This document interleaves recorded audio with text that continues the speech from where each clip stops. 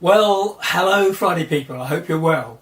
This week, the British playwright, comedian, author, media person, quiz show host Stephen Fry announced his engagement to a stand-up comic, his boyfriend Elliot Spencer. So what, I hear you say?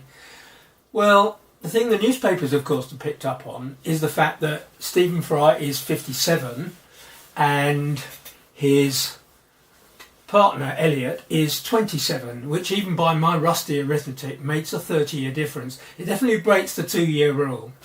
Now, the Liberal Guardian newspaper comments online have been really sceptical, to say the least. People have made comments about, what does he see in him? Well, other people have said, well, how about the Bentley that he scratched getting it out of their luxury apartment in Piccadilly? How about access to fame, maybe fortune, and so on? In other words, you've got the phrase, he's a gold digger. Now, I've always been uncomfortable about blonde dimbos, female, on the arms of older, sometimes very much older, white men, fabulously wealthy, but definitely out of shape. And I thought, what does she see in him? Is there a prenup to protect him? But most trans-generational couples, if that expression didn't exist before, it does now, aren't like that. They're not fabulously rich. I was quite taken aback by a female colleague a few years ago who said to me, she meant well, it was a kind of compliment. She said, oh, you and your trophy boyfriend.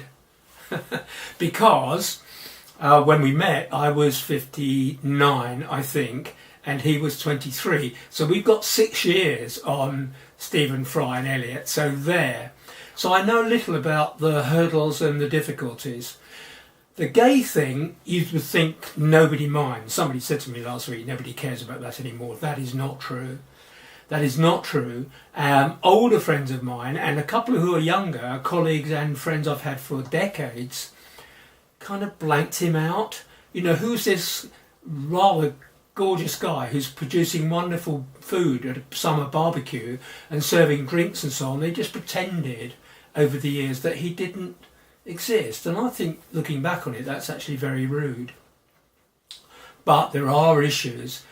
Parents of a younger guy could be discomforted. I was aware of being 10 years older than my partner's dad, whom I love to pieces, and that my youngest child, for example, is 8 years younger than my partner.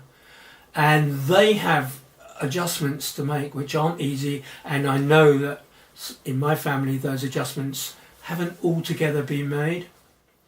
All the other possible differences, though, I have to tell you, bar an important one I'll come to, please don't go away, things like conflicting tastes in music, in movies, in what you want to do for a holiday, in food, in TV, even what you want to do intimately, are applied to all couples, and they have to be negotiated and sorted out. But the one big difference can be a ticking time bomb, I think, and it's this. It's that at 27, I think I was still putting on personas. I was trying to answer the teenage question, which I should have answered years before, which is, who am I? And I guess I hadn't entirely got the answer to that. Whereas Stephen Fry, whatever he is, late 50s, is settled. He has answered that question. He knows who he is. His public persona has been in place for a couple of decades, and he is a national treasure.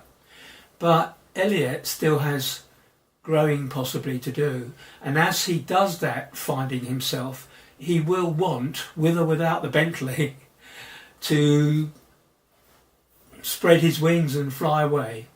And I think that's something that always has to be recognised. But, powerful note, love conquers all. So, Friday night, cheers especially to Stephen and Elliot, and to all of you who are either loved up or looking.